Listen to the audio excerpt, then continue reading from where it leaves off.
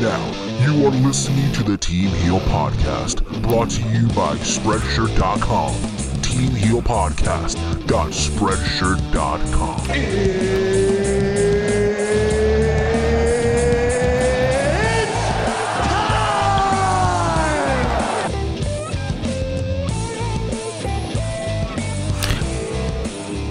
Fire up the PS2, motherflowers.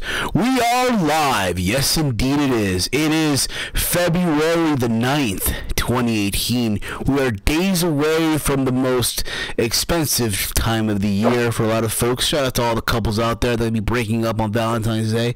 Shout out to all the hotel maids that'll be cleaning up the bed sheets on February 15th. This is episode 232 of the Team Heal Podcast. We are back live after being gone for not being live for a week. Where we are back again on YouTube.com. Thank you all for listening to the show live. As always, you can also catch this podcast on iTunes and also over at the Stitcher Radio.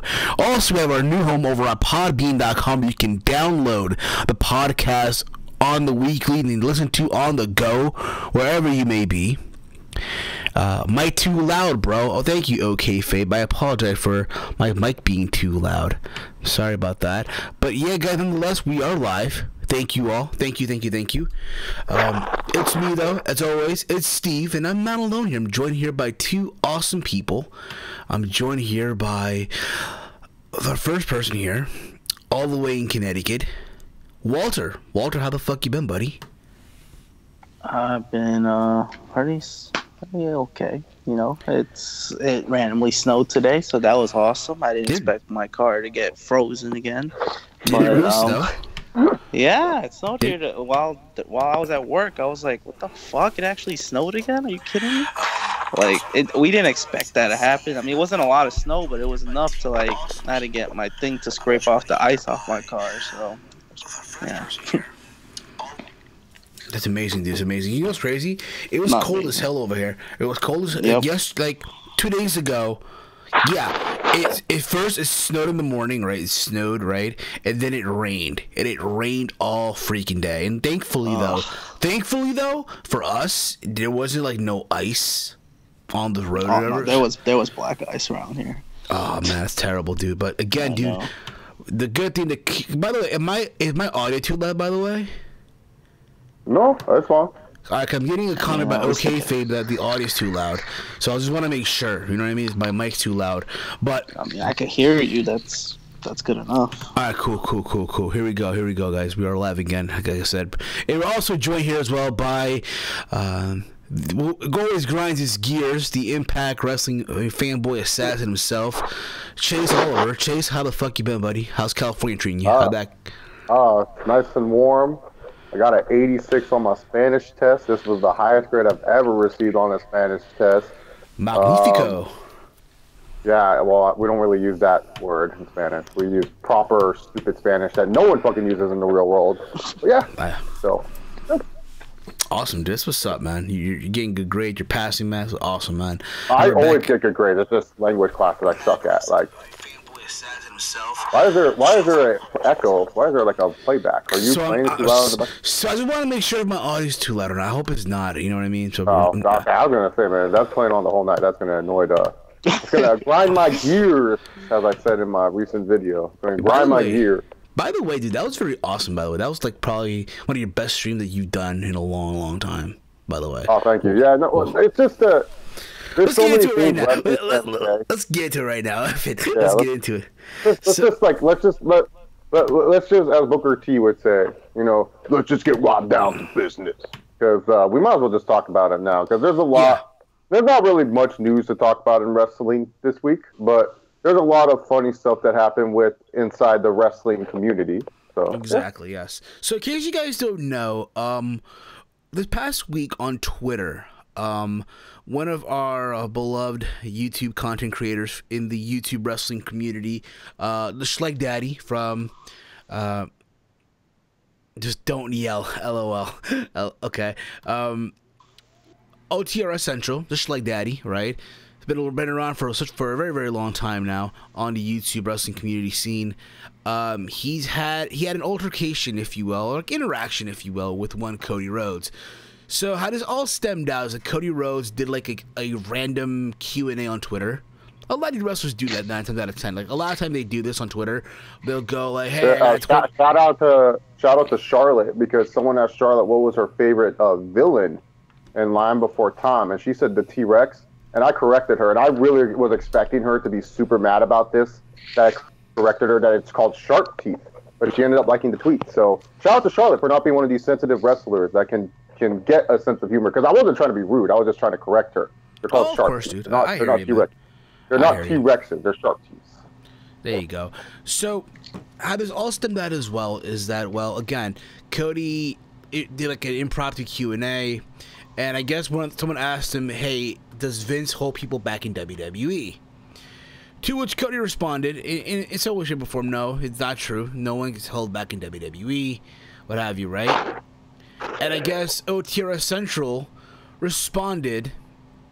Well, what happened was someone random, like just one of Shrug Daddy's followers, sent him the tweet, like a picture of the tweet, and then Shrug Daddy quoted that tweet and at Cody Rhodes on it, and he said like pretty much that like I'm happy that Cody admitted that it was his fault for why he wasn't really a main event guy, but there is a political angle to this. Like he pretty much was saying Cody's playing the politics into this, and then that led to Cody responding, pretty much just saying, "No, nothing like this happens. There's nothing political, and how dare you not direct me," or some ridiculous statement. Even though Shrug Daddy did at him, which made no sense. And then this all stemmed on that, Shrug Daddy is just trying to say to Cody, like, WWE does hold people back. Like, I don't know why you have to say they don't. Because really, us as wrestling fans, we know. Like, we can name countless examples of wrestlers we've liked, or that IWC guys like, that, that have been held back. And so, Shrug Daddy was just trying to prove that point. But for whatever reason, Cody just couldn't, like, accept it, or, like, not really, like, look, he doesn't have to admit anything. It's his business if he wants to. Look, I understand. Keep your cards safe. You don't want to ruin that bridge with WWE. You don't want to burn that bridge with the wrestling company. That's fine. But for Shrug Daddy, he has nothing to lose here. So Shrug Daddy is just trying to get him to prove a point. Shrug Daddy, like, all this does is help Shrug Daddy get more people to watch his channel. That's good on him. He's a YouTuber. That's what he should be doing. I mean, he's trying to grow that channel every day. Shrug Daddy is one of my good friends. So, like, of course, like, yeah, I might be a little bit biased. But keep in mind also too, Cody Rhodes is one of my favorite performers. So there's kind of a bias there too when it comes to that. But like the thing is, he was just trying to get Cody to admit that Cody was wrong, and then like Cody was just pretty much just saying that she's a fan, so sit the fuck down. And then like I guess one fan posted a stupid picture of Cody Rhodes and Kenny Omega kissing, and this led to Cody calling out that it was a Shrug Daddy fake account and that he did an audit to say that Shrug Daddy bought his Twitter followers and stuff like that. Like, so fucking weird. And so then ever since, other YouTubers have jumped in. Shout out to General Jerry. Shout out to Wrestling God, man. You know there's a serious when Wrestling Jesus and OTR Central's beef got buried. Like, well, they used to have beef back in the day, but I don't know how their relationship is now. But, like, yeah, man, like, even Wrestling Jesus was jumping in on this, man. It's just like, for me personally, the way I see it is this, man. The wrestling business, I get it. Wrestlers are very protective of it. Of course, yes, they know a little bit more what's going on than we do. Like, we don't know everything. And I'm not saying we do. But the thing is, we're not stupid, us wrestling fans. Because here's the thing. I hate when people say you have to be in the business to know the business. I've been in many businesses before. Does that mean I know the business better than everyone? No. Like, I've been in many different businesses. So it's just like, to me personally, I just feel wrestlers need to stop taking themselves too seriously. And, look, if Cody wasn't in this situation where he could come back to WWE one day, I bet you he'd be tuning another horn. He'd be like a Greenwish leg daddy. He'd be like, well, like, you know what I'm saying? Like, Cody 2 years ago, he would be a Greenwish leg daddy. But the fact that Cody Rhodes now is just all of a sudden acting like, oh no, I never said that the WWE, even though he said that like the writers didn't care about him and that they were too busy hitting on fucking divas backstage. Now all of a sudden, no, Vince doesn't hold anyone back. What about Zack Ryder, Ryback, Wade Barrett, Justin Gabriel, anyone from that Nexus originally. Daniel Bryan, you know, how are they not held back in their careers? Like, you can't tell me that. When I hear wrestlers like Edge, Chris Jericho tell stories about how WWE messed up with certain wrestlers, how do I not believe those guys?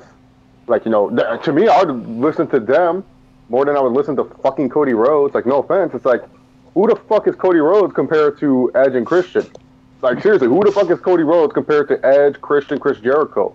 He ain't no fucking, you know, like, Edge gets talked about as one of the greatest heels of all time. Where does Cody Rhodes doesn't even get talked about in that same upper echelon. Chris Jericho gets talked about as one of the greatest performers of all time. Cody Rhodes does not even lick Chris Jericho's nuts when it comes to that, man. And especially then we hear podcasts too, like from Ryback every other podcast. He's like, always like, yeah, you know, WWE really messed up with me, and make sure you guys book me for $100,000 on the independents and stuff. Like, you know, like, he's always like every other podcast saying something like that. And then CM Punk, his whole fucking pay me, like Colt Cabana podcast. Exactly. Like, the whole podcast, he was like saying, you know, they were holding Bryan back. They didn't want me to main event. How can I make anyone fucking better if I can't fucking main event? And, you know, like, you can tell how much I've listened to that stupid Punk podcast because it's just the funniest podcast ever. And I think one episode we should do wrestling conspiracies. I'm just going to leave it at that because I think that whole podcast is a conspiracy and stuff like that. But nonetheless, man, the thing is this: I can understand where both sides come from. I get it, but at the same time, I just think that Cody Rhodes came off it really wrong, and especially because, like, what I hate the most is that he tried to say to call one of my friends a liar. And that's what I don't like. When you falsely accuse someone for having a fake Twitter account, for buying his Twitter followers, like, if it happened to any of you guys, I would be the same way. Because you don't do that to a friend, and then he tries to act like he never said that, and he's trying to, like, play off with some fans. Like, look, some fans are going to be blinded to the fact. Some fans are always going to dick ride these wrestlers. I don't know why you want to dick ride these wrestlers, because at the end of the day, these wrestlers ain't going to do shit for you. Like, seriously, they ain't going to do shit. Unless, like, you're some kid with some sickness, they ain't doing no Make-A-Wishes for you guys, so. Exactly. The other thing, too, I feel like a lot of times, a lot of fans, right, will do anything to get a retweet, to get a like on Twitter, to get a fucking follow, or to get a fucking mention. Oh, yeah. They'll do anything. Oh, yeah. You know what I mean? I've seen people on Twitter go, I'll give you an example, okay? Freaking, Charlotte, it's my birthday, can I get a retweet? Or AJ Lee, can I get a freaking, I remember people back in the day on AJ Lee were doing the same shit. Back in the day. This was a time of the most saddest shit in the world. You know what I mean? And I get it. People are going to side with Cody because, hey, he's a wrestler. And they want to be under his good grace. End of the day, though, I feel like 9 times out of 10, okay? Do I always agree with Schley Daddy? Not all the time. I respect his opinion. But I feel like in some way, shape, or form, Cody was in the wrong in this. Completely in the wrong. Because at the same time, like, bro, and I can relate to it because I remember a couple summers ago, the same thing happened to me with Davey Richards, right? Oh, yeah, because you said the show was bad, right? That's what happened? No. So how this whole thing was stemmed down. So as you all know, 3 years ago, during the summer, TNA had a pay-per-view, Summerversary 2015. Right, and it was a bad pay.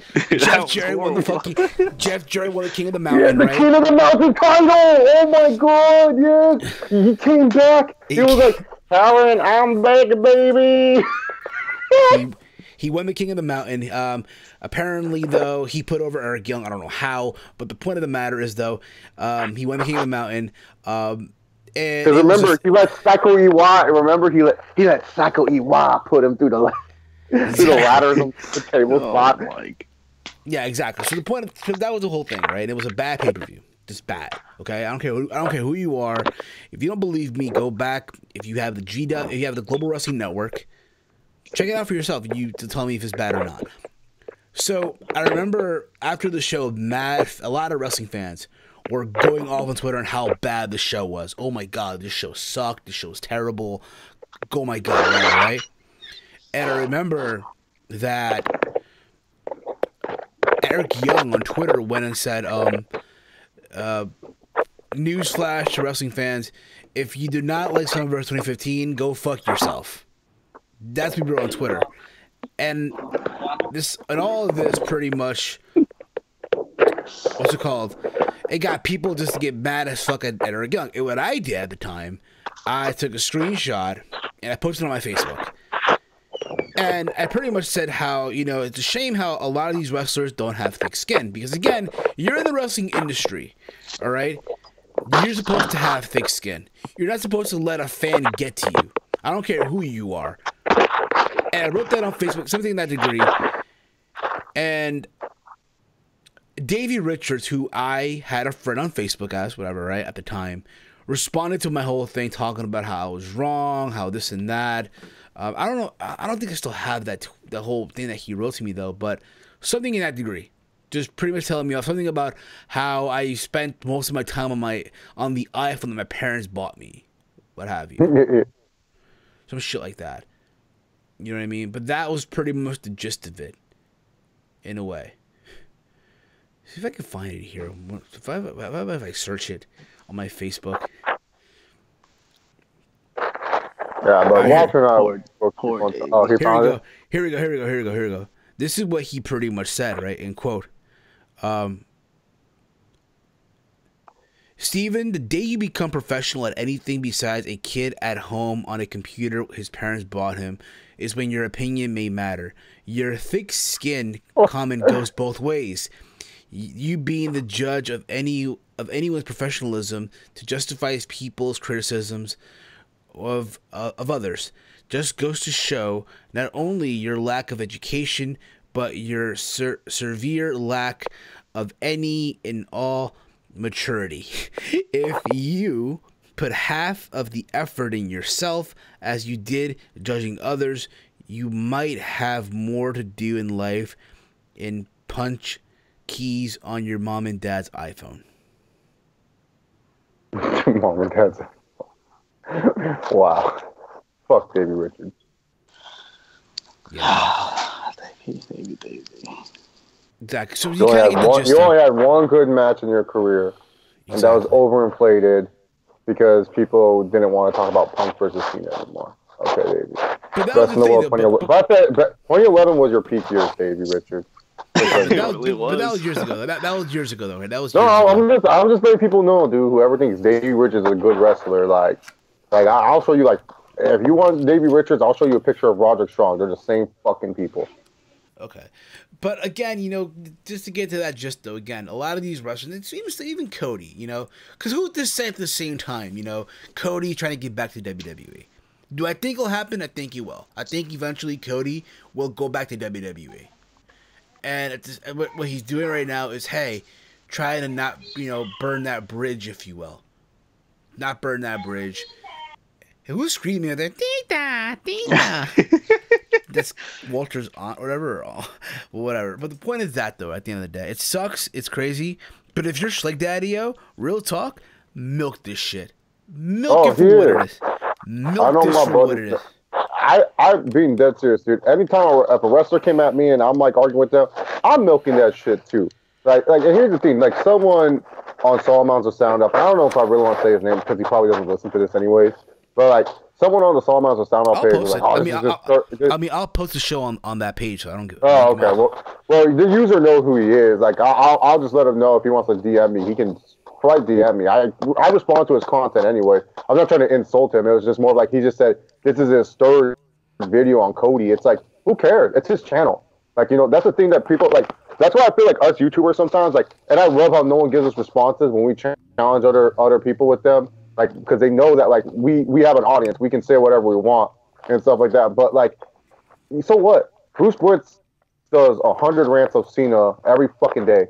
I can't tell you how many times I can refresh Roman Reigns sucks on YouTube, and there's some some guy who wants to be the next OK Fabe tries to post a video about Roman Reigns sucks. Shout out to OK Fabe, one of the best YouTubers.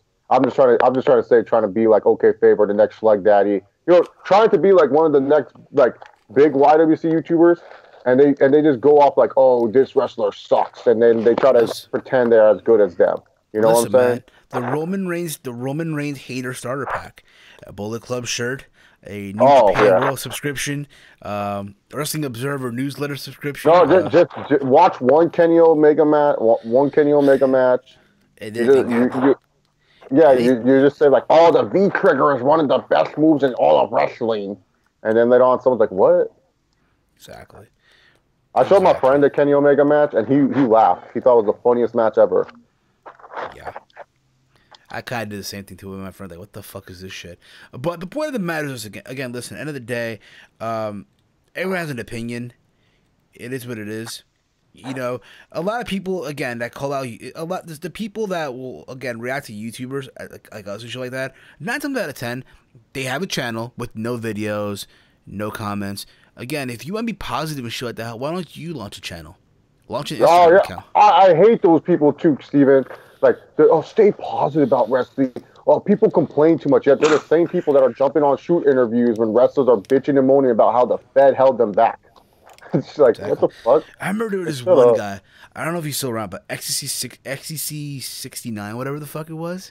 Oh yeah. Oh, that dude used to drive me insane in my comment section, dude. Every fucking day, like, bro, I used to make a video.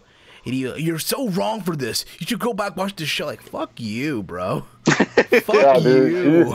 Yeah, no, he used to comment. Yeah, he used to comment about a bunch of shit. It was about the Divas too. He was always pissed when I said like something negative about Paige. I was like, what the fuck? You want Paige to fuck you? Pretty sure if you gave her, no, I ain't gonna make a Paige joke, but no, I am. Yeah. Pretty sure if you gave her like $50, she would do it. So it doesn't matter. Probably so. But again, you know, Walter, what about you, bro? You seem very quiet in the situation, but what's your spin on all this, bro? My spin on all of that? It's crazy. You know, I think wrestlers sometimes they're a bit too much when it comes to like responding to fans. Like Cody he got really aggravated just for what shit like that he said. It was kind of weird. Like, I was like, dude, this guy really ticked you off based off a simple like tweet. It wasn't anything like mean against Cody, but he was trying to challenge him in a way. But yeah, Cody Rhodes just, I guess, felt some type of way, and that's why he acted the way it is. And you know, I mean, it's like that. He kind of had a point. You know, it's kind of weird to say like, oh, wrestlers they don't get held back. It's because, you know, they're not ready enough. That's what Cody tried to defend him. So I think he said, oh, I wasn't world champ material. I'm like, come on, man. Like, when you left, it was because they had nothing for you. They were still keep you as Stardust. They didn't want to do anything else with you. That's why you left. And now he wants to get into good graces with WWE by not shitting on them. And I don't blame him. I mean, obviously, I'd like to go back. If I'm him, I'd like to go back too. So it's just interesting, you know. But yeah, at the end of the day, you know, it's like that. He gets all the attention from all these people, whether it's negative or positive. Well, it's not. It was like at first it was negative, and then like he said that he kind of like turned it to positive. Because like here's the thing too, Kenny Omega attacks WWE, but what Omega does is he attacks the performer. So Kenny would be like, "Oh, that wasn't the best match I've seen from Cena. I can probably get the best match out of him." Like that's what Kenny Omega does. So it's like more of like, I wonder if Kenny Omega could have the best match with Cena. Cody is just trying to stay good graces and everything. And when he says like, "Oh, I wasn't ready to be world champion," bitch, you are more world championship material than Jinder fucking Mahal. Exactly. like fucking Jack. You're telling me Jack Swagger was world? Like someone brought that up to him too, and he had nothing to say. Like he literally had nothing to say when someone said like, "Please, you can't tell me Jack Swagger and fucking Jinder were ready for you, more ready than you." And like he gave like the weirdest like definitely. If he would have answered this in the Q&A, Shug Daddy would have every right to say that's a political answer. Like, you know, you cannot be telling me that this is not a political answer, because he said some bullshit where it's like the company just put faith in them more, I guess. It's like, what? I've gone on record when someone asked me, who would you build your company around with today? I've gone on record and say Cody Rhodes. How many times, Steven, have I said that every time we get that question asked or whatever? How many times have I said that? Exactly. Like, that's why it's so funny. That's why it's so funny to me. He's all like, no, the company. If I look at Jack Swagger, I am never thinking this guy's a future world champion. Maybe he'll hold one world title reign just to see what he does. But I'm not thinking in the top of my head, oh, this guy I'm gonna make $1 million with Jack fucking Swagger, man. Get the fuck on out of here, dog. Yep. And I remember I remember a couple years. I think it was last year. I couldn't remember the interview with Sam Roberts on. I think it was when he just started going on the indies, right? And I remember he said on the interview, like, it's not WWE firing me, it's me firing them. What? Yeah, that's what he said. I swear to you, he said that in an interview. He's like, yeah. That was like one of his. But the one interview that like people need to go back and watch, because like I see a lot of people saying like, oh, Cody never said WWE held him back. Watch his Talk Is Jericho, his first Talk Is Jericho interview. He literally talks about how WWE had nothing for him. They have no idea how to use me. And then even that one post remember that post he posted on Twitter where he was like, oh, they just hit on all the girls on the backstage? Remember that post? Yep. Like, he even said there, like, you know, the writers don't pay attention and don't know what the fuck they're doing. How's that not holding someone back if writers don't know what the fuck they're doing, dude? And you know what? Good on these writers, man. You know, I used to thought it was funny when I was reading that. But you know what? I'm changing my... Cody Rhodes could change his tune after 2 years. I can change my tune. Good for these writers trying to get some pussy, man. I bet you it's lonely on those roads. Yeah. I bet you it's lonely.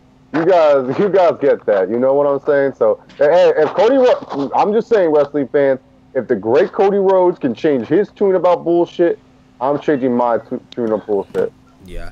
By the way, I'm reading a comment in the chat here. Draven G writes here in quote, Ecstasy is still floating around in random comment sections, still posting 5-paragraph essays on why so-and-so opinions are wrong. Good for him. Oh my god. Hey, Draven G, my boy, one of the moderators on the Chase Oliver channel, because he's been like fucking following me since like what Draven, since like 2012, 2011. Like he's been at least, like, he might say nah, dude's only been like 2014, but I feel like he's been there since the beginning. But shout out for him knowing that XC669 is still around, causing a muck for some YouTubers, man. That guy just doesn't give it a rest, man. Yeah, exactly. Now I'll say this though. I'm gonna say this though. If this were to happen to any other YouTuber, like, for example, if this would happen to the Lexman, I would have laughed. Good, you know what I'm saying? Well, the thing is, the Lexman, it depends on the person's response. That's what the Lexman would have done. Yeah, the Lexman would be like, oh, no. Like, that's why we would be laughing. Because it'd be like, dude, you're just trying to, like, get back in good graces. Why don't you just, like, challenge these fools, man? They're obviously they're not treating you with respect. Why would you want... That's the thing. Why would you want to be friends with someone if they're not going to treat you with respect? You know what I'm saying? Like, that's the difference between Delectman and Schleg Daddy. He would have kissed that. Like, we didn't see Schleg Daddy try to backtrack and be like, oh, Cody, but you're still amazing and great and stuff like that. Oh, Cody, you're just the best in the world. Like, you know, like he said, I am a fan of yours, but I have no problem challenging you. Delectman would have been like, nah, you know? Nah, Cody, that's he would have made an apology video and everything. Would like a fucking 30-minute video. A 30-minute video. Would have made a new Twitter account.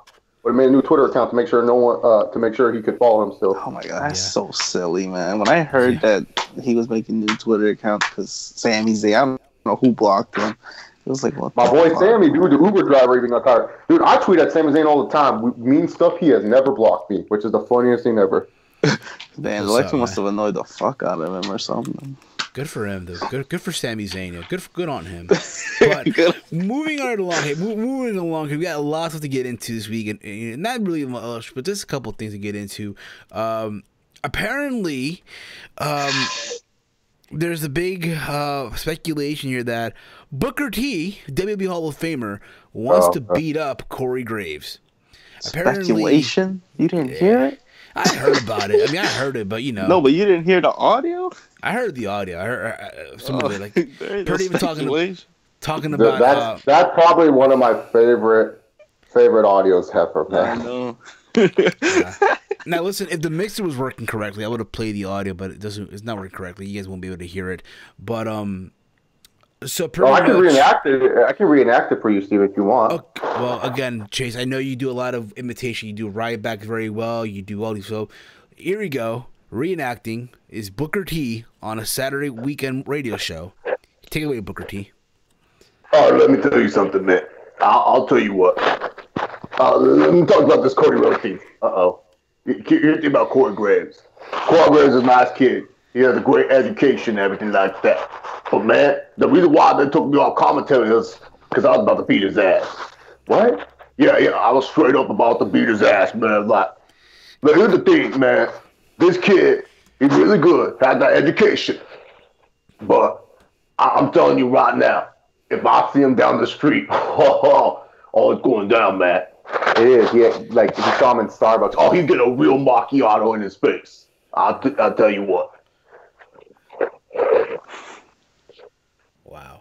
So it's a good abridged version. That's pretty much what he said. So pretty much, yeah. So apparently he's claiming that Corey Graves, the reason why he's no longer on the Raw commentary team, hence why they brought in Jonathan Coachman from ESPN, and Booker T is now relegated to the pre-show on pay-per-views. And apparently as well, it's funny because Corey Graves on Raw took a jab at Booker T, I guess, to Jonathan Coachman, saying keep messing up or you'll be doing afternoon radio shows on the weekends. Keep that up. Keep that up, Coach. Otherwise, they're going to be doing this on Saturday on afternoon radio. And then Michael Cole was like, because he's a bitch. Corey Graves is such a dweeb, man. Like, push the head into the seat. Push the head into the seat. Yeah, and then this also ended with Corey Graves. I don't want to say Corey Graves. Booker T saying, I'm going to do a radio show tomorrow. Corey Graves, you have an open line to call in. And, I don't know, Steven, why would this be a work? I don't know why wrestling fans think this is a work. Like, nah. The thing about Booker T is this. From what I know about Booker T, he's a real homie. Like, you know what I'm saying? Like, he's a real dude. Like, he's not someone that, like, is going to fucking, like, work it. Like, not saying that he's not smart, but he's not someone that's, like, thought about, hey, Corey, you know, I'm off the Raw team. I'm telling you, man, we can make a work on this, man. This could be a huge podcast shit. No, like, Booker T really means this. Like, I think I wouldn't be surprised if Booker T wanted to beat up Corey Graves, because how many times has Corey Graves on commentary always treat Booker T like shit and acted like he knew so much, man? Like, seriously. Exactly. Absolutely, man. Oh, yeah, they never got along. They never did get along. I remember, but no, it's at the same time, though, wasn't it Don, Tony, Kevin Castle this past week as well? Shout out to them as well. They're saying how this could possibly just be like a work, if you will. Because I remember, apparently they played a clip of how a couple years ago, Booker T wanted to beat up Scott Stanford. Yeah, I remember that as well. I don't know if you guys caught that or not, but this was back when Raw was doing the pre-shows and shit. Yeah, GI, he called him GI Bro. GI Bro and put the stink eye, whatever. And Booker T was ready to beat his ass, and Corey Graves always held back Booker T. Like, it's not worth it, man. It's not worth it. It's not worth losing your job, man. It's very hilarious. But, I mean, it's one of those things where, you know, it's kind of, you know, silly, immature. I want to beat his ass. Like, yo, you're not going to solve anything beating him up. You're not going to solve anything. Now, listen, you know, I mean, Booker T will beat him up. I don't give a fuck who you are. Booker T will just beat his ass. Yeah. Still, it's just not worth it. It's just silly. End of the day, not for nothing, but Corey Graves couldn't even tie up Booker T's boots. But come on, just saying, all right? Just fucking saying. What's his nickname? I don't know about that, Saxton. The provocation of fucking person. What's his nickname, by the way? Corey Graves' nickname, by the way. The savior of misbehavior. He had a nickname? The savior. The savior. Yeah, the savior of misbehavior. I was like, what the fuck is this shit? That was like the most cringiest scene. It'd be him and Neville, and it'd be like Neville would come out with that terrible theme. This was before he had here we go. And this was when Neville had like generic theme song number 8, and then Corey Graves would come out, push my head into a sea. And then later on, he'd come out, and they'd be like, the savior of misbehavior, Corey Graves. And they would lean against the pole and shit like that. Yeah, I used to watch NXT when it was hot takes are good. But, you know, yeah, different folks, different strokes. Different strokes, exactly. Reading a comment here by we got here, David G. I'm one of the OGs. Weston writes here, Yeah, I'm an OG of the show too. David G writes here, off topic, but believe it or not, a friend of mine got blocked by the Lexman on Facebook over an argument on whether or not Captain America and Bucky should be the first gay couple in a Marvel movie. Huh. Wow. I mean, why would the Western Blockbuster? I don't know, man. I mean, not for nothing, dude, but that Venom trailer looks fucking amazing. I'm not gonna lie. Yeah, dude. Yeah, well, it has Tom Hardy in it too, man. Like a comic book movie with Tom Hardy. That's fucking amazing. He beat Koba. Remember he fought Koba in the fucking Warrior. He beat Koba. Yeah. Oh, Yeah. my bad. It was the other guy. It was his brother. It was his brother in the movie. Beat up Koba and shit. But good on them. I'm looking forward to that movie. But again, we'll see where this whole Booker T and Corey Graves goes. Because apparently, I'll say, man, I'm gonna listen to the podcast. I don't really listen to Booker's podcast. I'll listen to the podcast tomorrow. I remember apparently as well. Booker T invited Corey Graves on his show this coming weekend. I guess Corey Graves accepted. So they're gonna squash the whole beef here. They're gonna bury the hatchet here, and we're gonna see where all this goes. We're gonna see how all of this plays out. And I think this has so much great car crash potential because Booker T is one of those guys, man. He'll just go, man. Like, I love it. He'll challenge the fuck out of Corey Graves. You gotta bring him to the hood. I want to hear Graves' remarks. He always has something to say. So you gotta bring him to the hood. Come on, bruh. What you talking about, bruh? Come on, sucker. Can you dig it, sucker? I don't know. I'm just saying. We're taking live calls. We're taking live call momentarily. It was come on, man. Happy Black History Month, by the way, guys. Hey, I want to bring up the topic. Did you guys the cringy promo of the week? Did you guys hear the Alexa Bliss promo? Oh man, this Me Too agenda, man. I'm telling you, bro. So in case you guys don't know, that shit. Oh my god. So in case you guys didn't watch Raw, okay, this past Monday night on Raw. I was thinking, what the so fuck? we found out that there'll be again the women's chamber match for the women's title, for the Raw Women's title. It'd be Alexa Bliss, Mickie James, Sasha Banks, Bayley, Mandy Rose, and Sonya Deville, right? And Alexa Bliss comes out and she's wearing like this school virgin outfit. She's literally dressed like a fucking virgin. Okay, what the fuck she was wearing? I'm sorry, but she was. Okay, okay, and those like conservative versions about it, like those conservative protective versions and shit. Okay, and in this whole promo, she's talking about how it's not fair that Brock Lesnar, who's currently who's the Universal Champion, he gets a free pass, like a hall pass, not defending his championship inside the chamber, but yet she has to, right? How it's not fair, it's not right. Why does it happen? Because she's a woman, right? So she pretty much wants equality. In a nutshell, this entire like Me Too fucking agenda, and again, take it for what it's worth, but it's just so cringeworthy. The most cringiest shit. Listen, she literally makes fucking Jason Jordan one of the best promos on the show. She makes Jason Jordan look like fucking Paul Heyman on the mic. Oh god, I wouldn't go that far. Yeah, but still. But you get the idea, okay? You kind of get the gist of what I'm trying to say here. Yeah, no, I get that. Like, that was such a Stephanie McMahon promo. Like, Stephanie's like, hey, that's fine. That sounds awesome. Women empowerment. Ah. And listen, we're all for the women, all the hell you want, but come on. To be fair here, okay? To be fair, explain to me how come the women get automatically entered into the chamber match while the men have to qualify? Huh? Oh, there's more men at the workplace, that's why. Exactly. See us complaining about that shit, right? No, the one thing that I didn't like is here's the thing. Alexa Bliss's character, though, is pretty much like Brock Lesnar. She wrestles once, maybe twice a month. And then when she does house shows, it's mostly triple threat or tag matches where she could just lay down the whole time. So it's I'm not trying to discredit Alexa Bliss's work, I guess. But what I'm saying is, from a presentation standpoint, it would make sense if Alexa Bliss, I wish Kurt Angle would have came back here and be like, Alexa, the last time you wrestled was when you lost to Artica in the middle of January. That would have been the greatest comeback. So that way, it seems like Alexa Bliss is just trying to be lazy and stuff like that. That would make more sense because that was the last time she wrestled on Raw.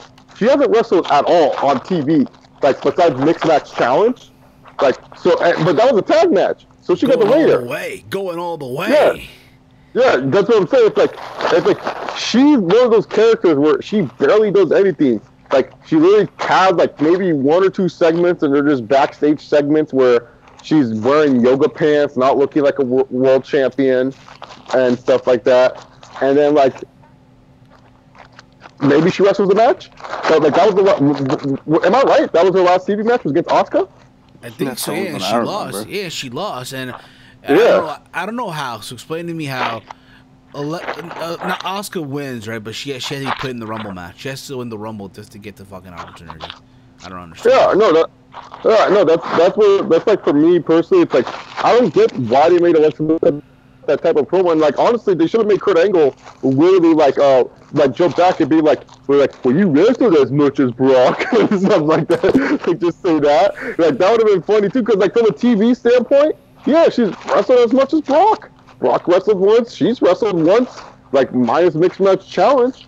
Like she doesn't wrestle, so it's like that promo was just so bad, man. It was just such a terrible what about us promo, like you said, us two promo. Like it's just like why can't we just stop, man?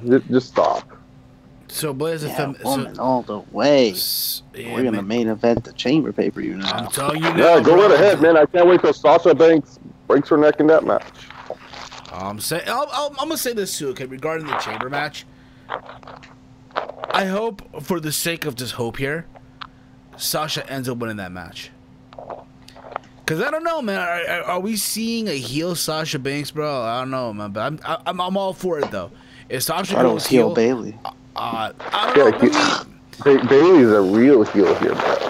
Oh man. Either way, one of them's turning heel. I'm assuming, right? Yeah, like I don't see why they would keep both of them face. Like this makes no sense. No, but you kind of get. Have your dream WrestleMania match: Sasha against Bailey. Oh yeah, dude, the real match, the real match I want to see. Oh, dude, that's the Cruiserweight title. The biggest rematch is fucking Takeover Brooklyn 1, man. Oh my goodness, that's gonna close the show, man. I'm telling you. But I don't know. But moving right along here, okay. Moving right along. So, they did this weird thing on Raw as well with Nia Jax. So apparently Nia Jax is facing Asuka at Elimination Chamber, and the whole stipulation is if Nia Jax is to defeat Asuka, then she'll be added to the triple threat match at WrestleMania for the Raw Women's Championship. So pretty much, they're pretty much devaluing the fact that Asuka won this first ever Women's Rumble. That's the vibe. What I don't get is why if Asuka loses, which I highly doubt. Why be in a triple threat match when she could just go to SmackDown, right? Did she not? Yeah, like why all of a sudden is it that like? No, I mean this. Where all of a sudden that she was decided that she was wrestling for the Raw title? Like I thought she had the like. So does Nia Jax just follow her? Like does she like if Asuka's like, oh, I want the SmackDown belt? Does Nia Jax be like, don't forget I'm in that match? What? Like how does that work? Like that's my question. Like they automatically assume that Asuka's now challenging for the Raw title. So I don't know, man. I don't know what the fuck they're doing. Yeah, I've heard some people say, well, they're like, and Steven, I heard some people like, oh yeah, this is a way so that way, if that way Asuka loses to Nia Jax, and so when Asuka goes to SmackDown, they'll have Nia Jax be suited for the Raw match. And I'm like, why would they do like seriously? Why? Like they could easily just do a battle royale for the fucking for the, you know. Why would you have Asuka lose her first match to Nia Jax? What the fuck? No, I don't know, brother. Like I like Nia, but like why? Nia already lost to Asuka at NXT. There's no point of. I've been hearing that rumor though, man. I've been hearing that rumor apparently. What? That Asuka's gonna lose? That they want to have Asuka lose eventually, take the first L. I mean, we'll see where that Elimination Chamber. I don't know. Wow. But I have no idea, man. I just think it's ridiculous. It's kind of silly, but again, it's WWE for you, man. That's the E for you, if you will. Can't just have Nia in the chamber. Before we continue going forward, I want to give a big shout out to OKFabe, guys. Tomorrow, OKFabe goes live at 10 p.m. with another installment of the Random Wrestling Podcast. So make sure you guys are sub to his channel. Hit that bell icon. Be notified every time he goes live and does a video. You do not want to miss this amazing episode of the Random Wrestling Podcast tomorrow on the OK YouTube channel.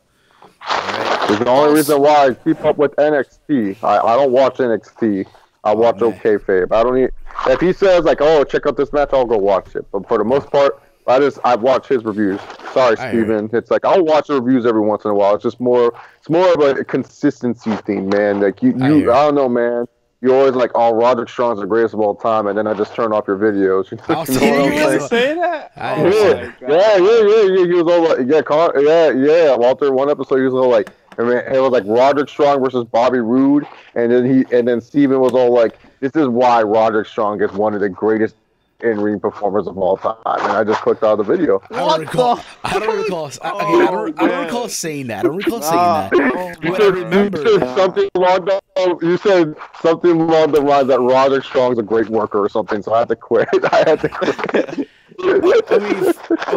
So what I did say, so the idea that I had for TakeOver Brooklyn 3 was to have Roddy versus Bobby Roode, because the story was, hey, Roddy's fighting for his family, here's Bobby Roode, has everything he wants and shit like that, so why the fuck not? But instead we had Drew versus Bobby Roode, and look what we had, the debut of Adam Cole and shit like that, so.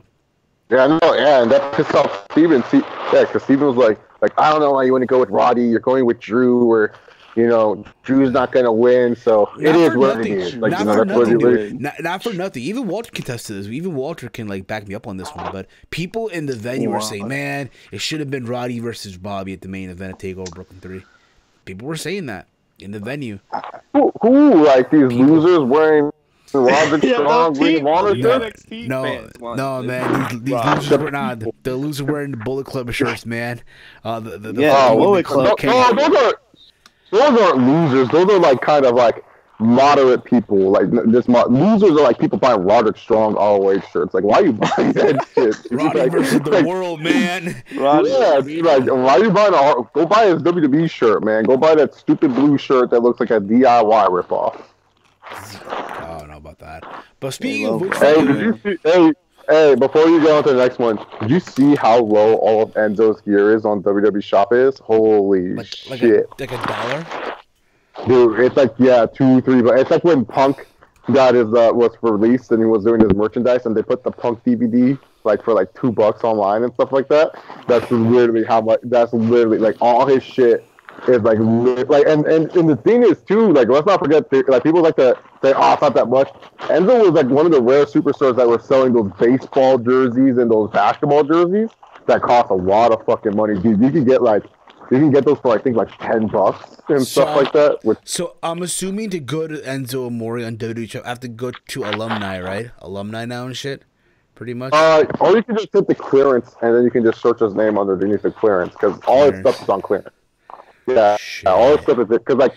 Damn. Yeah, no, yeah, you see what I'm talking about? It's pretty, cause like I go to the WWE Shop every once in a while because, you know, I was trying to see some Sami Zayn merchandise because, you know, Sami Zayn's the greatest of all time and everything like that. But, you know, I was thinking about buying an in Zayn shirt or just seeing what other shirts are available. I saw get these hand shirts and I told them to stop selling them. They still are selling these shirts, but whatever. But yeah, I went to clearance because I always like to see what they have on clearance because sometimes I get those impulse buys, but when you see something, you're like, oh, I gotta have that. And I was looking at it, and I saw Enzo. Frick, man. Dude getting, oh, man. That shows the company doesn't want him anymore, man. When they're selling your stuff that low, that's bad. I'm not gonna lie, yo. I'm not gonna lie. I might buy this Nexus shirt, bro. The Nexus? Nexus? Fuck. Nah, you know what? I might buy the Ultimate Warrior hoodie for $24.99, yo. Parts on Wait, they still sell Nexus shirts on there? Yeah, they got the Nexus shirt here. They got the Bret Hart tank top, the Warrior tank top. On clearance. They got the James Ellsworth T-shirt here as well on clearance. Oh, yeah, man, that sucks for him, man. I wonder, does Heath Slater sign off that he gets all the money for Nexus merchandise? Like I wonder who gets the right for the Nexus merchandise. Like, they does he still say that? sell Nexus shirts? I think they split it into all of them. I think Dave Otunga, How Gabriel. fuck you split- I don't know. I don't even know. Yeah, dude, that must be like such small pennies and increments. Like, for every one shirt that's sold, you only make like 22 cents. I don't I even bet know. only Man. Barry gets it. Barry But probably gets. But moving Yeah, I feel like it's like a random stuff from WWE every time. Like, the fuck is this? I don't think the other Someone bought guys this get Nexus? shit. Yeah. Yeah, but moving along because we. What's that noise in the background, though? I hear breathing. What noise? Are you on your phone? Are you on your phone, by the way? I'm fixing my headset real quick, but yeah. Close enough. Fair enough. So, fair enough here. Okay, so speaking of Roddy, so there's been talks of this this resurrection, I guess, in some way of 205 Live. The reports going around that Triple H is now the one in charge of the show. He's the one taking over. Hence why people have been saying that 205 Live these past 2 weeks have, done a complete, 360 to what they were and how people are enjoying it now. In which, this tournament for what it is, people are saying it's like a miniature version of the Cruiserweight Classic in a way. I'm going to say this overall, Crowds, that's what it is. Again, I'm all for them trying something different, all the hell you want. I just think that the fact that you're doing this after SmackDown Live doesn't matter whether it's a big, whether if the show's, after a big weekend or just a regular just SmackDown Live. People are tired after being there for 2 hours. They're tired. Oh yeah. I just feel like, okay, if you're gonna do this whole thing, I just feel again, either A, do this shit before SmackDown Live, or if not, do this, at another venue like Full Sail University or some shit like that, where it's appreciated. But again, Triple H taking over, I'm all for it, because again, for what it is, these past 2 episodes have been enjoyable. Was it 2 weeks ago we had Tyler Bate and TJP going at it. This week we had Roddy versus Hideo Itami.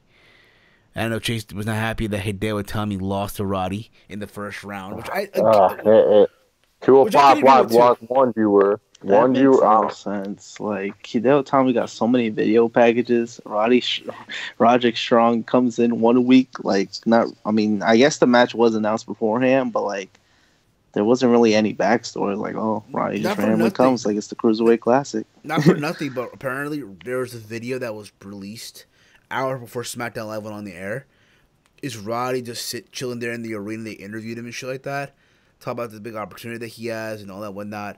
I mean, honestly, do I think people are like, at the same time like, oh, why is he in 205 Live with this and whatnot? Why is he relegated to this?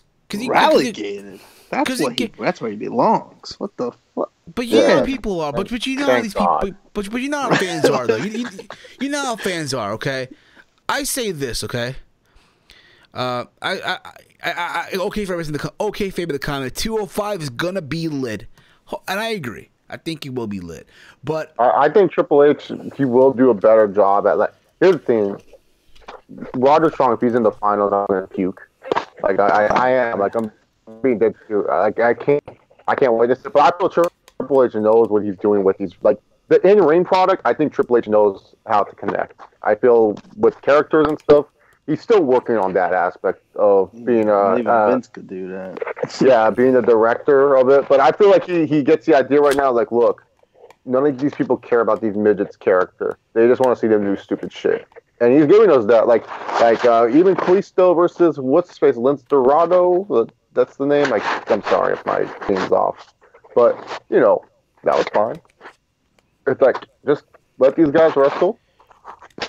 Hopefully, you have a couple of Cedric Alexander versus a Cheese, Gargano versus Ciampa, Kendrick versus Ibushi matches that get people watching. That makes maybe want them to go back and watch the previous episodes. Hopefully, you get a couple of those matches. And apparently next week it's Mark Andrews versus Akira Tozawa. Wow. Yeah, man, oh my, he's still there? Akira Tozawa? Oh my god. Former cruiserweight champion Akira Tozawa. Former Titus Worldwide. Probably the best on-air thing that we've had on the Team Hill podcast in a while was before the show. It was like Walter, Connor, Steven, and I. We were talking about the cruiserweight belt curse, and we came down to the conclusion that the worst thing ever was Akira Tozawa. He's releasing the Titus brand, dude. Like, that's how bad it was, man. It's like Neville leaves, Neville gets fired, Enzo gets fired. TJP was like a commentator for 2 episodes and shit like that. Kendrick's breaking his eye, and stuff like that. Rich Swann is allegedly kidnapped his girl in his own car that they both own, so I don't know how that's kidnapping. And fucking Akira Tozawa, man, he gets released from Titus Worldwide. Come on, man. Exactly. Indeed. But apparently, we'll see where this goes. Hopefully, it's it's a complete 180. We'll see again where this goes as well. But again, people are I don't think Roderick Strong is officially on the main roster. I just think he's one of the thing. Hey, they need people to be in this tournament to surprise people. Get people they'll excited. move him up.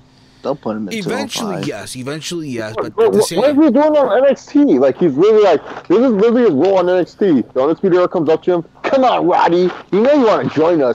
What is Roddy? Why aren't you feuding with Pete Dunne? No, he's not even doing. No, he's literally just like every week. It's like the Undisputed Era tries to recruit him. He's like, no. He faces one of these losers, loses to them.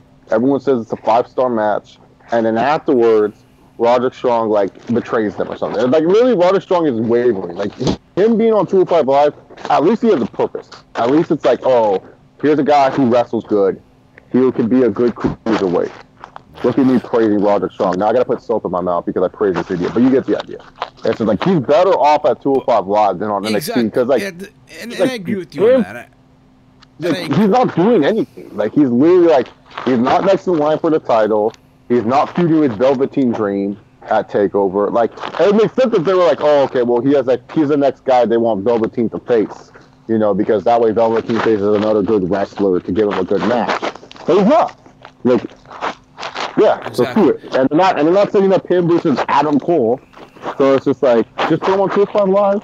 And not really too, but the people that are like complaining about this on a positive note, hey, he's on Raw. He's gonna be featured also on Raw. So there you go with that. You know what I mean? But moving right along here, because again, we're about to wrap up the show just a little bit. Maybe take some live calls. I don't even know. But the Ring of Honor has officially launched the Honor Club. Oh. Which is their take, I guess, on the WWE network in some way. So this is pretty much the press release that was put on their website regarding the launch of the Honor Club. It's imminent, pretty much. This is what they pretty much said in quote. Our Ring of Honor is proud to officially announce the Honor Club. With the imminent launch of Honor Club, the ringside members will be deprecated to make way for this new and improved Honor Club. In addition to live streaming ROH pay-per-views and on tour events and a vast on-demand library, Honor Club will be the destination to connect wrestling fans with exclusive content offers and more. Live streaming and video on demand. Ring of Honor will begin live streaming ROH on tour events. Live events will also be accessible anytime as part of the VOD library, which is video on demand, which also includes complete access to ROH TV archives and the video vault, containing historical events, compilation, interviews, and more. Standard memberships will include a 50% discount on ROH's major pay-per-views when bought digitally. However, an annual VIP membership will include all pay-per-views for free. There's like so much shit here. Exclusive features. Honor Club membership will also includes exclusive access to all ROH events and ticket pre-sales and 50% of all ROH branded products in the ROH Pro Shop, in addition to any other discounts on or sales. Many fans have also asked about the ROH forum. Even though there's a large world of social media, there is nothing like having an intimate ROH community to engage with. The forum returns within exclusive Honor Club members. In other words, all these Bullet Club wearing New Japan fucking, whack-offs in his fucking forum. Oh my goodness, I can see it now. Yeah. I can see it now.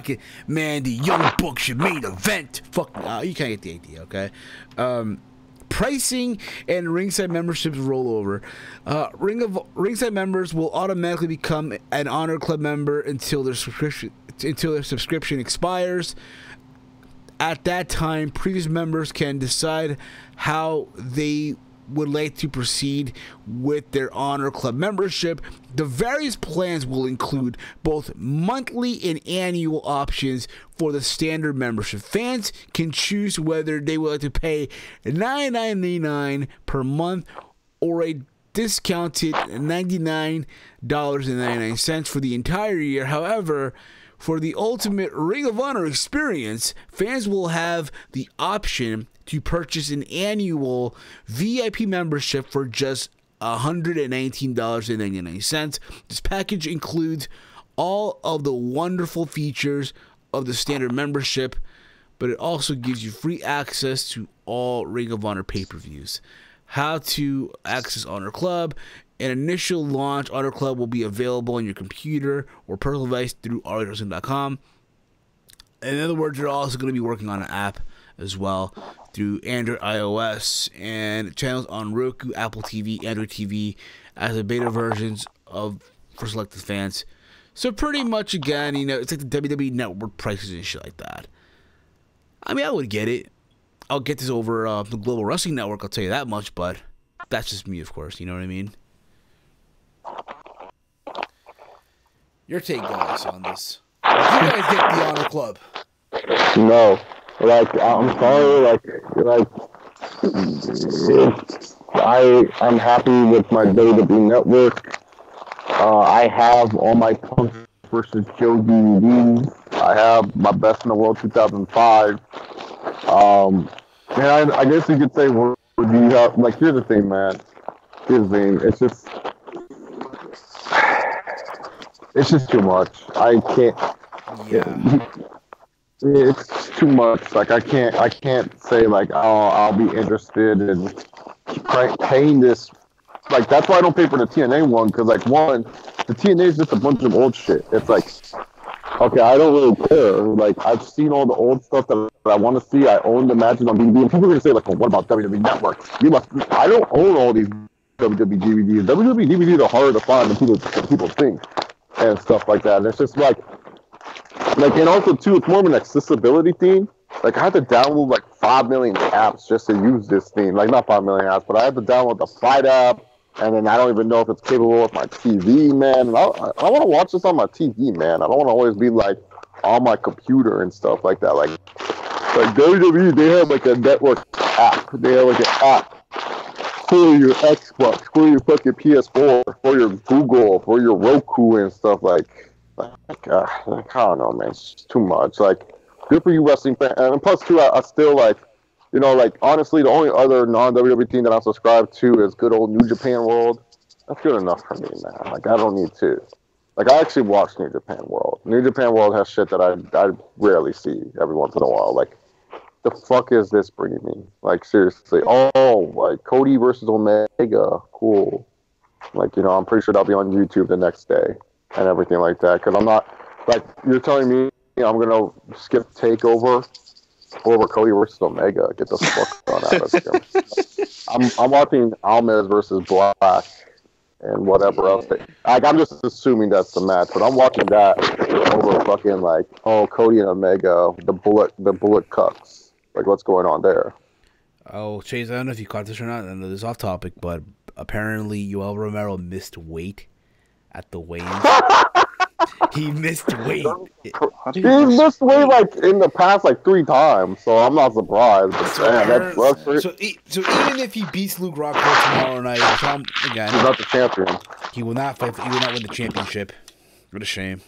What a waste of It potential. was like when Pettis was facing Holloway. Like it was for I think the interim featherweight title.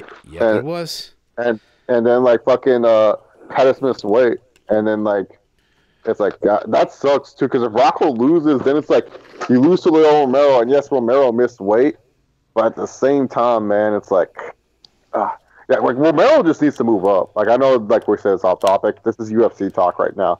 But he's too big for 185, man. Like that dude's just solid. Like like I think you find him light heavyweight, man. I think he's probably like out of all the people that can challenge DC. I think he's one of the few people that can challenge DC as a wrestler. To be honest, you know. DC, I'm coming for you. I'm going to get you. He's there. Hi DC. I just want to say I'm so sorry. I'm so sorry for missing the weight. Oh, here's a whole Coca-Cola. I'm so sorry. Look Dana White. Give me a lot of chance. But, oh, man. Dude, that's, because I forgot, man. They're in Australia, so right now it's in the morning for them. So, oh, that's such a shame, too, man. Oh, bummer. Oh, well. Sucks for them. Sucks for them, exactly. That's pretty much what we have for today. Anything that we're missing here? I mean, no, man. Oh yeah, by the way, so speaking of Ring of Honor again, apparently Ring of Honor Supercard. Let's take it to the streets, Steven. Hey, we will. We're gonna let you guys call in and stuff like that. Supercard of Honor apparently is about to be sold out of event with apparently 4,000 seats because of Kenny Omega versus Cody Rhodes. So guys, if you want to call into the show, call in. The number's on the screen there, 718-473-0813. Call in now. Give us your thoughts on what we're talking about here. Get your voice heard, guys.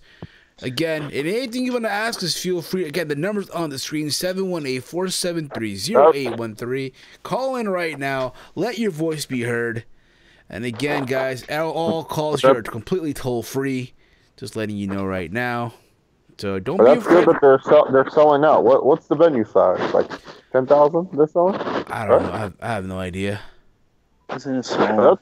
Like, that's good for them. You know, Kenny Omega is showing that he's a draw and that Cody's a draw. Like, Kenny Omega's definitely doing well after Jericho. Like, I don't know if I'm New Japan. I'm trying to make like that. I'd rather force Kenny Omega than fucking Edgelord, Switchblade, whatever his stupid. Not for nothing, but tomorrow night is Okada versus the Great Sonata for the IWGP title. By the way. Oh God! Fucking, he's gonna bury Sonata challenging for that title. Yeah. Evil's challenging for the fucking never open weight. What? Yeah, dude. All I'm saying is, if by some miracle the Great Sonata were to win the championship tomorrow night, LOL TNA, LOL. It'll just be like when Naito won. I was like, why is this jobber winning? At the time, people were going, Naito went to Japan. I don't give a fuck if he went to Mexico. He was a jobber at that point. He was like losing to AJ Styles and shit. Like, he was such a goof. I remember when Sonata was in TNA, I said that, oh, you know what? If they really want to, because again, at the time they were going, Battle for Glory was going to go to Japan, right? And I said, hey, if they really want to, oh my God, like, they would have Sonata win the TNA World title. Because you're going to Japan, right? And what better way? Hey, have your homegrown, have a native from Japan go in there as the world champion. But instead, they had him fucking be painted as the Great Muta, right? And team up with James Storm to go up against Tajiri and the Great Muta. Yeah, dude. What other way are you gonna main event a show? At first, when you said the Great Sonata, I thought you were gonna say the Great Muta. I was like, what the fuck is Muta getting a world title shot for? Like, what the? Like, what? Because Okada's like, yeah. By the way, it's day 600 for Okada. Good for him. 600 days, man. I'm telling the GOAT. Okada? Yeah, there's no way he's losing to fucking Sonata. Ending that 600-day reign. Dude, who's gonna beat him though, man? Like honestly, Naito couldn't. Suzuki's part of Chaos, so he's never gonna fucking challenge. Suzuki Gun, actually. Oh, okay. Suzuki Gun, yeah. So Suzuki, he could challenge, I guess, because all the Chaos boys, they ain't gonna challenge him. Like Ishii's not, and then fucking Trent Beretta ain't and stuff like that. So I don't know who's gonna challenge him. Like that's a problem, man. Like Omega's the only person. Well, Omega's now on his own. Like I feel like they should do Ibushi and Okada at Dominion this year, though. I feel like that's a good match right there for Dominion. Yeah, right. Ibushi. Yeah, Kota Ibushi. Yeah, I know. You know what's funny? I did say that. So I did say about my reviews that hey, Kota Ibushi should compete for the IWGP title now. If he beat Cody. Yeah. Right? Well, yeah, he won a big match, and but it looks like now they're doing this whole teaming up of Cody and Kota Ibushi and Omega. So we'll see where that goes as well. Yeah, no, but you can have Ibushi face Omega, not Omega, Okada at Dominion. Then Omega can face Okada at another show, and then there you go. There's two big matches. Honestly, I'd have Kota Ibushi win the G1 next year. I win the G1. I think Edgelord's gonna win the G1 because they love it. Such Blade J. No, because they always love pushing their guy genes, man. And then, dude, like seriously, like I can't believe there's smarks that are with me. Like it's amazing. Like I never thought I would think on the same wavelength of these people. But even they are with me. And they're agreeing that, oh yeah, Jay White, dude, he is just so bland. Like, he's not even that good, man. Like, literally, he's okay. Omega, he's okay. He's not. Omega, but no, Omega literally made him look good in the matches that they had. Like, it was all Kenny Omega making him look good. Jay White is just like that average performer. And I don't mind for an average performer if you have a good character.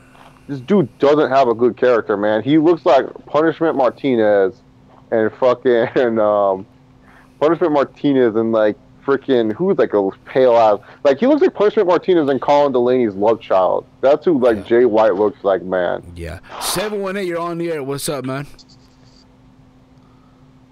Yeah, hi, this is Vince calling from Tony's Pizza. Your pizza's out for delivery, but we're having problems with your credit card. Oh no, dude. No, here's my credit card. You ready for this?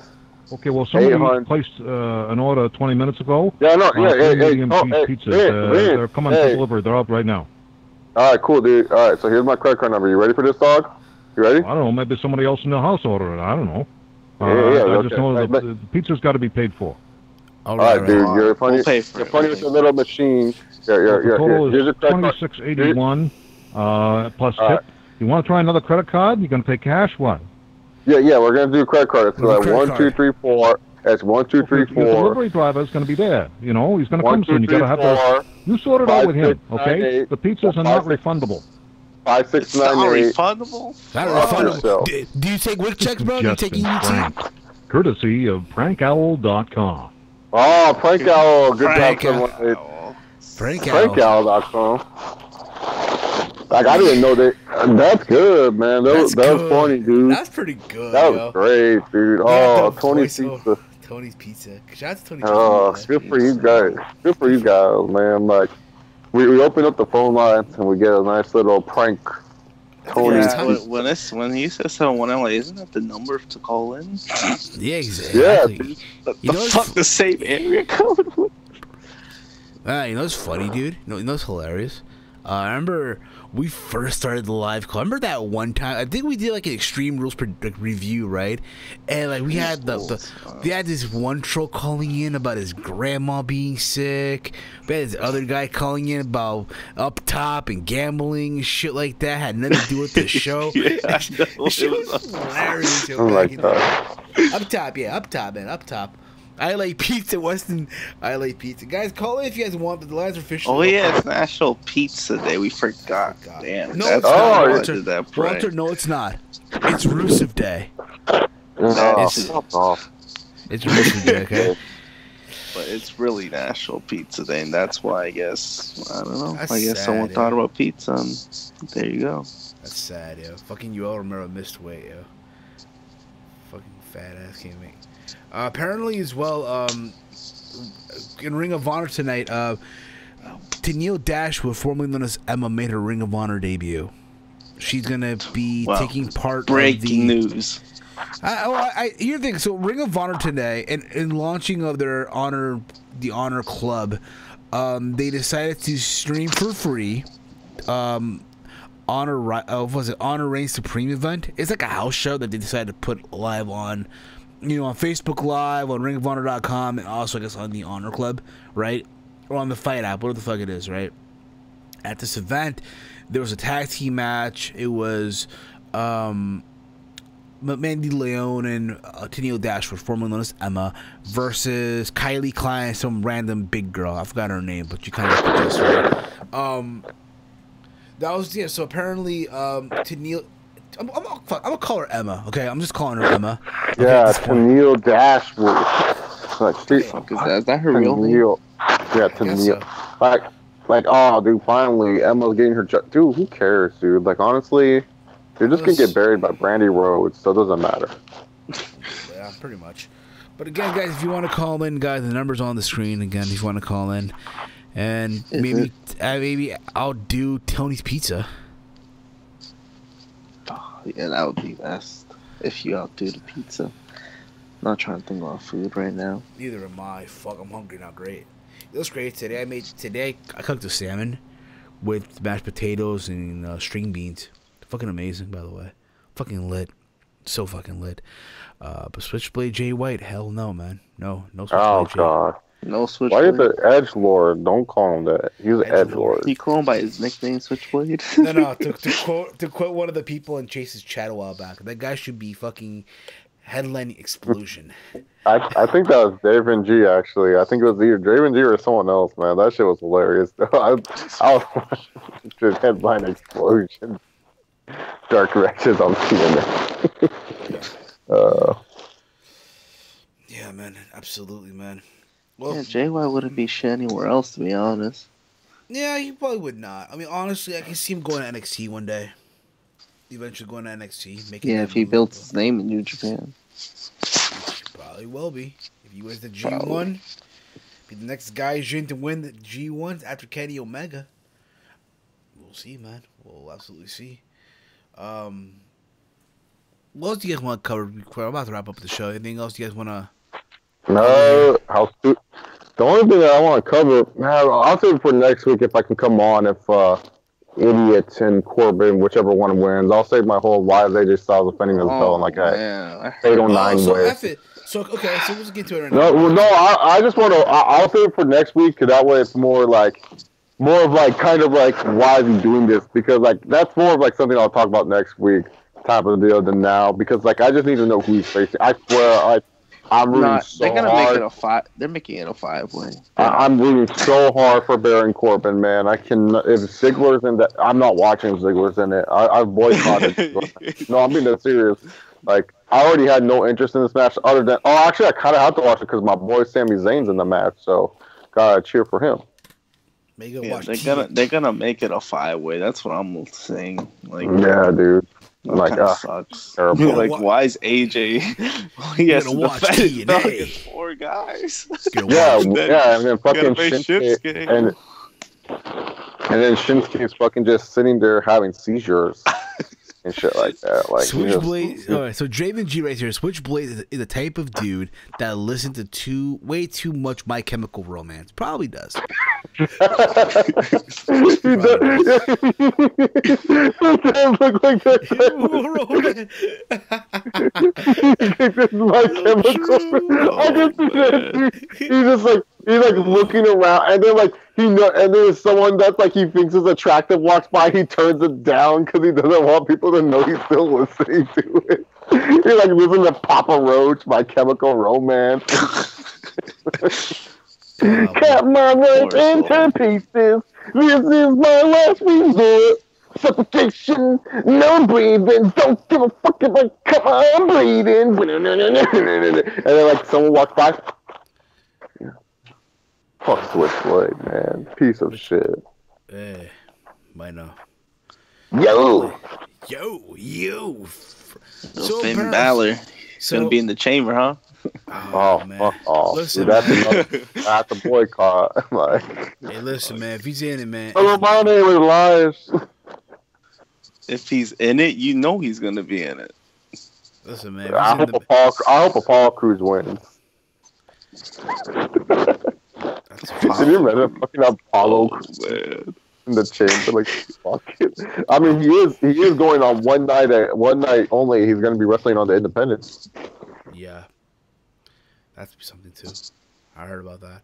But yeah, man, Switchblade. But my bad. Fergal, man. Finn Balor might win the whole thing. Yeah, the Fatal 4-Way. What? You might win the Fatal 4-Way coming up this Monday. Oh, I think the Elimination Chamber. I was like, what the fuck you talking about? I said, dude, I swear, if it's Finn versus Lesnar, I am not watching that match, dude. Like, no, it has to be the I Demon. can only picture. The Demon. Dude, that's even gayer, dude. Like, I can just picture Lesnar. Like, I could just picture, man, watching with my friends. Lesnar comes out, looks like an ultimate badass, and then here comes someone just like humping the floor, and then like just raising his arms like a goof. Like, what the fuck is this? He's like, I'm the demon that you don't want to mess with. You know, there's a story. Brock, let me tell you a story about a demon. And Lesnar was like, what the fuck? You know, my last name, it means Fergal. And it also means a demon is coming. And my family used to tell me, no one gives a fuck about your demon. Piece of fucking shit. How about I fucking show you how a real Irishman promotes his fucking fights? You're fucking bum. Like, that'd be best. If Conor McGregor was his manager, that'd be great. But Indeed, yeah. like, why is this guy so boring? Conor's like the most entertaining fucker ever. Like, Fergal should be super entertaining, yet this guy is like, oh yeah, you know, I'm going to just talk really loudly on the microphone and bore you to fucking death. And what is that N-word that we call Jason Jordan? Like, what? Nerd. Like, what?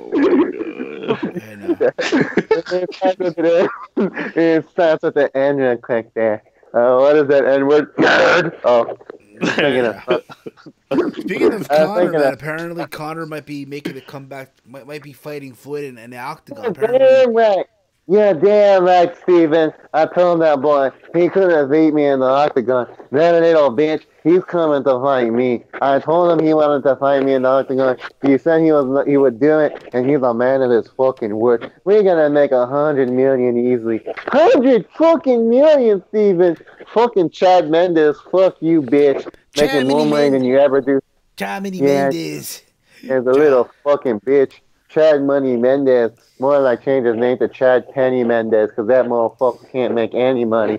Hey, Tyron Woodley, you want to make fucking money.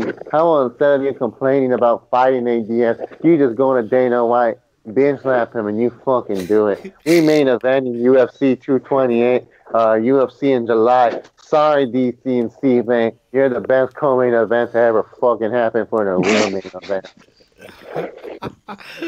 Oh, this is hilarious. All right, guys, this has been fun. It's been awesome, guys. Thank you for tuning in tonight. By the way, last comment here. Draven G. Rice here. He probably listened to Evanescence because he's so angsty.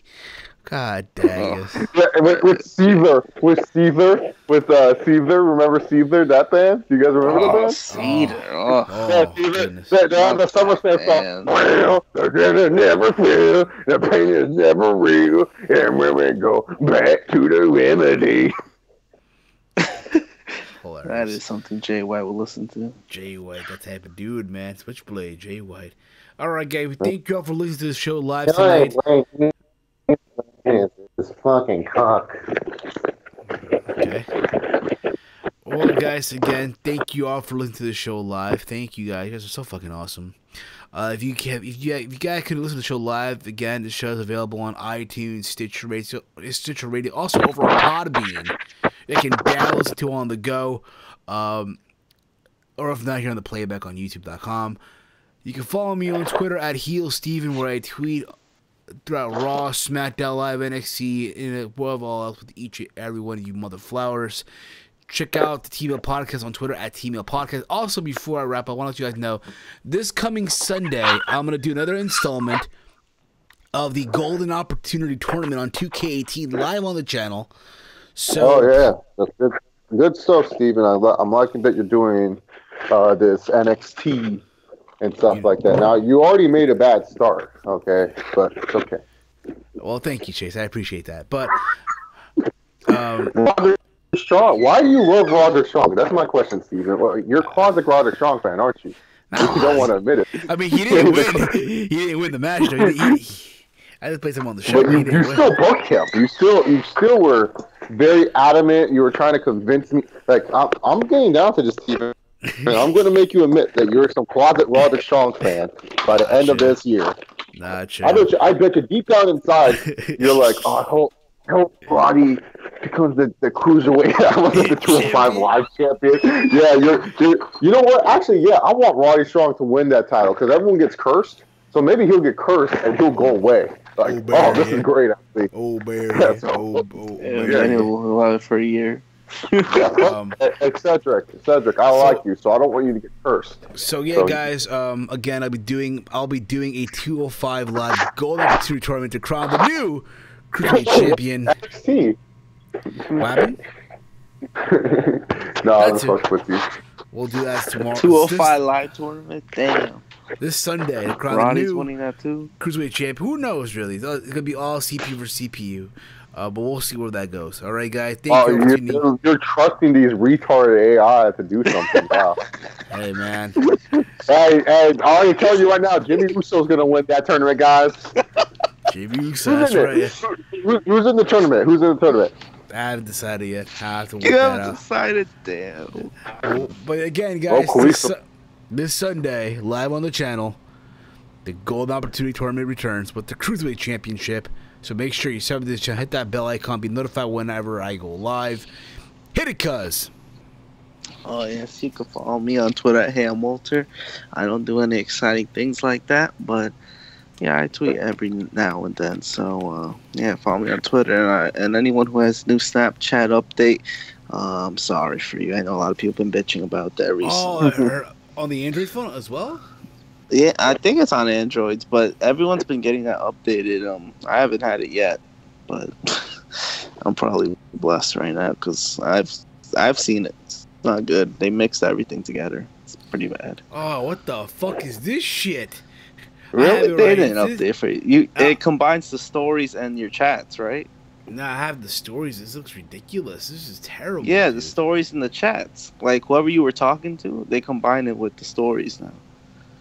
This is shite, dude. This is terrible. And now just the Discover page has one whole section now. It's not like it's kind of stupid. It's like YouTube. I know.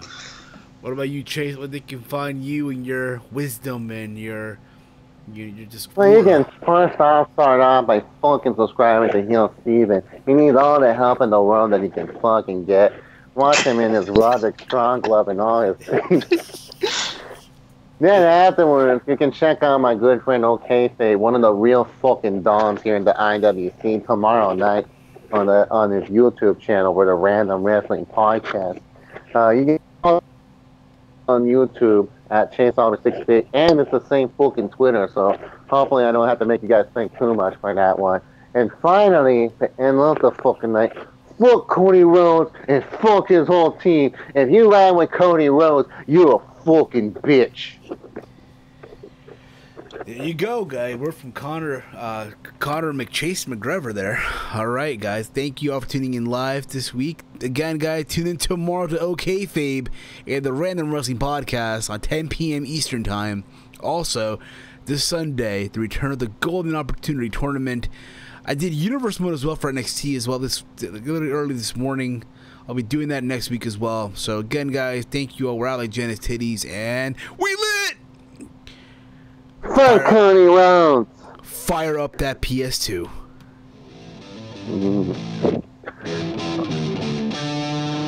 And now, you are listening to the Team Heel Podcast, brought to you by Spreadshirt.com. TeamHeelPodcast.Spreadshirt.com.